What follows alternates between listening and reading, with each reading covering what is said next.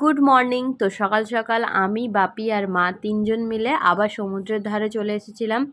তো আমরা যখন সমুদ্রের ধারে আসি তখন বাজছিল 7:30। তখনই প্রচুর রোদ ছিল। তো আমরা ভেবেছিলাম যে আজ একটু সমুদ্রে নামবো। তো রোদের এরকম রোদ দেখে আমাদের সত্যি ইচ্ছেটা আর হয়নি যে আমরা সমুদ্রে নামবো বলে। মা, আমরা এখন কি করছি? এটা ব্লগ। ব্লগ নয়, এই যে তুমি যে বালিতে হাঁটছো এটাকে কি বলে? ওয়াকিং। যেটা এক্ষুনি বললে বালিতে হাঁটাটাকে কি বললে একটু আগে? যে সকাল সকাল আমরা কি ঘেঁস কাটতে বেরিয়েছি? বালি ঘেঁস কাটতে বেরিয়েছি সাত সকালে উঠলিয়ে বেরিয়েছি। তাহলে এবার বোঝা পিঠের রাত্রে খুলে না। তো সকালে ঘুম থেকে উঠে চা না খেলে আমাদের তিনজনেরই একদম চলে না। তো তাই জন্য গরমে গরম গরম চা খেতে খেতে আমরা সমুদ্রের ধারে বসেছিলাম। তো আমরা ডিসাইড করতে পারছিলাম না জলে নামবো না। এত রোদ দেখে নামতেও ইচ্ছা করছিল না, আবার এরকম সবাই নেমেছে স্নান করছে, তো সেটা দেখে আবার নামতেও ইচ্ছা করছিল। তো বাপি তো চলে গেছে পায়ে জল নিতে। তো তারপরে একটু ঠুসতে গিয়েছিলাম। তো আমাদের এটা খেয়েও আমাদের ঠিক মনটা ভরেনি। যতটা ভালো লেগেছিল আমাদের হাঁটাহাঁটি করতে, সকালে ততটাই অবস্থা খারাপ। তো জানি, ওই জন্যই বেড়াতে ভয় পাচ্ছি। এই যে ছাতা নাই আর নাই, মায়ের অবস্থা আর এই যে আমার অবস্থা। ছাতাটাও আমরা আনতে ভুলে গেছি, দিয়ে একদম অবস্থা পুরো একদম খারাপ করে দিচ্ছে গরমে। অবস্থা ঘামে ভিজে ভিজে আমাদের। এই চুপ করো, কি করো মা? পুরো এগুলো ভিজে গেছে, যেমন ইতনা ঘাম দিচ্ছে সবাইকে। নেক্সট লেভেল ঘাম আমাদের, মানে ধরে রাখা যাচ্ছে না ঘামকে। এবার সব ফ্রেশ হওয়ার পালা আর একটু হাওয়া খাওয়ার পালা আমাদের। ঠিক আছে, আমার দেখা হচ্ছে পরে। ঘামে একদম মুখ শাইনিং হয়ে গেছে। টিভি দেখতে বসেছি এখন আমরা, হাওয়ার তলায় বসে বসে টিভি দেখবো। ভেবেছিলাম সমুদ্রের ওখানে গিয়ে আজকে একটু স্নান টান করবো একটু, কিন্তু সেই সুযোগটা আমরা পেলাম না। অনেক দেরি হয়ে গেছিলো, যখন উঠেছি তখন প্রচুর রোদ। এত রোদে অবস্থা খারাপ। আমাদেরকে যতই ভালো ভালো খাবার দেওয়া হোক, আমাদের কাছে এর কোনো নেই, এর বিপরীতে আর কোনো কিছু নেই। এইটা তো মায়ের কথা শুনে তো তোমরা বুঝতেই পারছো যে আমি মুড়ি নিয়ে যাওয়ার জন্য আমি মাকে খুব চিৎকার করছিলাম যে না, নিয়ে যাওয়ার দরকার নেই, ওখানে যা থাকবে তাই খাবো। তো মা বলছিল দেখবি সবই প্রয়োজন, নিয়ে যাই আমি, সবই লাগবে।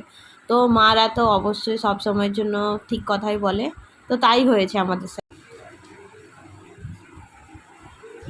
হ্যাঁ, এবার শান্তি লাগছে।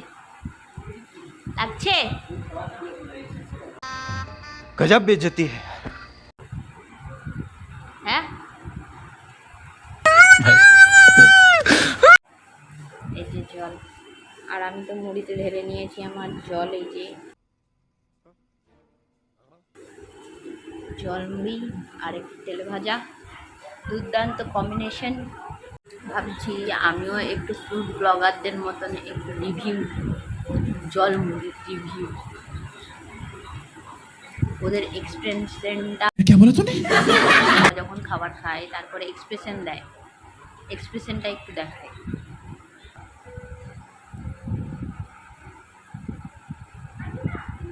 আর এদিকে মা রেডি হতে হতে বাপির পিছনে লাগছিল, এই কথা নিয়ে হাসাহাসি হচ্ছে আমাদের দুজনের মধ্যে।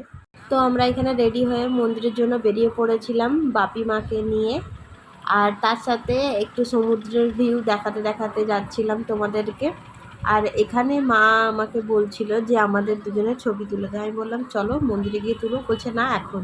তো দেখতে দেখতে আমরা মন্দিরের কাছে পৌঁছেও গেছি। আর এই যে সাইডে কাঠ রাখা আছে, এইগুলো দিয়ে হচ্ছে রথ তৈরি শুরু হবে কিছুদিন পর থেকে। তো আমরা যখন গিয়েছিলাম তখন যে সাইডে রাখা ছিল ওটা।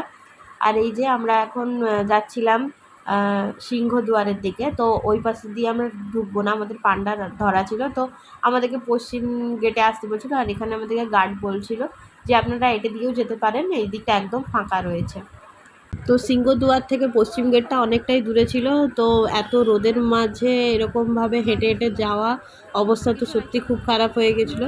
তো মন্দির এলে তো সবার মধ্যে একটা পজিটিভ ভাইব আসেই, তো আমিও সেই ভাইবটা নিচ্ছিলাম। আর হচ্ছে দেখতে তো খুব ভালো লাগছিল। হ্যাঁ, রোদ হতে পারে, রোদের জন্য বিরক্ত লাগছিলই, কিন্তু মন্দিরে এসে খুব শান্তি লাগছিল আমাদের। এত রোদে শুধু হাঁটা আর হাঁটা, আজকে না হেঁটে মনে হয় আমাদের আজকে জীবন, আমরা কোনো কাজই হবে না। এখন যাচ্ছি আমরা পুজো দিতে মন্দিরের ওখানে, পশ্চিমী গেটের দিকে যেতে বললো, ওখানেই যাচ্ছি।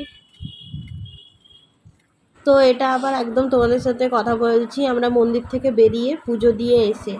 তো আমাদের ফোন যেহেতু জমা ছিল, তো আর তো কিছু দেখাতে পারবো না, তো বেরিয়ে এসে একদম এখানের ভিডিও নিচ্ছিলাম একটু। তো আমি একটু চারিদিকটা ঘুরিয়েও তোমাদেরকে দেখিয়ে দিচ্ছি যে ভিউটা কেমন লাগছিল দেখতে। তো অসাধারণ লাগছিল মন্দিরের বাইরেটাতে দাঁড়িয়ে। তখন অনেক লোক ছিল, ওই টাইমে অনেক লোক এসে গেছিলো। যখন আমরা দুপুরে যাই তখন এত লোক এই পাশে ছিল না, তো আমরা যখন বেরোই তখন অনেক লোক ছিল। তো তারপরে পুজো দিয়ে আমরা কিছুক্ষণ দাঁড়িয়ে ওখান থেকে বেরিয়ে গিয়েছিলাম। তো আমি দেখলাম ভিডিওতে তখন তোমাদেরকে ঠিক কাঠটা ঠিক করে দেখানো হয়নি, যেই কাঠটা দিয়ে রথটা তৈরি হয়। তো তারপর আমি আসার সময় আমি ঠিক করেছিলাম তোমাদেরকে আমি সেটা দেখাবো। তো এই যে কাঠ এরকমভাবে ওখানে রাখা আছে।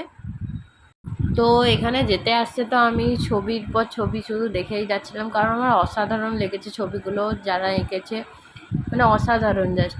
তো এখানেও আবার অন্য টাইপের আঁকা ছিল। তো আমি আগের দিনের ভিডিওটাতেও তোমাদেরকে দেখিয়েছি, তো সেই আঁকাগুলো অন্য। তো এরকম দেওয়ালের ছবি দেখতে দেখতে আমরা হোটেলের দিকে রওনা দিয়েছিলাম। পরে ওরকম বিকালে ঘর ঢুকে আমরা একটু রেস্ট নিয়ে একদম বেরিয়েছিলাম সেই সন্ধ্যাবেলাতে। তো এখানে একটা দারুণ জিনিস হয়েছে, শুধু দেখুন তাহলে আপনারা। তো শুধু চা তো আর আমাদের সন্ধ্যাবেলাতে পোষায় না, তো তার সাথে একটু কিছু তো লাগে। তাই মা বিস্কুটকে সাথে করে নিয়ে এসেছে, দিয়ে পকেট থেকে এইভাবে বার করছে। আমি জানতাম না যে এরকম পকেটে নাকি নিয়েছে। তো ওখানে গিয়ে হঠাৎ দেখছি যে বলছে বিস্কুট খাবি, দিয়ে এরকম বার করছে পকেট থেকে। আমরা একটু চলে গিয়েছিলাম মার্কেটের দিকে। তো মার্কেট সেদিন অর্ধেক বলতে গেলে বন্ধই ছিল।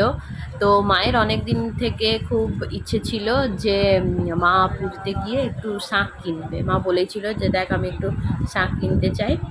তো এই যে শাঁখের দোকানেও চলে এসেছি আমরা।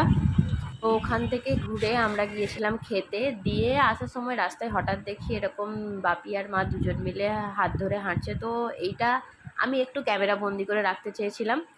তো আজকের মতো ভিডিওটা এতটাই। তোমাদের যদি ভালো লেগে থাকে একটা লাইক করে দেবে, আর যদি তোমরা ফেসবুক থেকে দেখে থাকো পেজটাকে একটু ফলো করে দিও।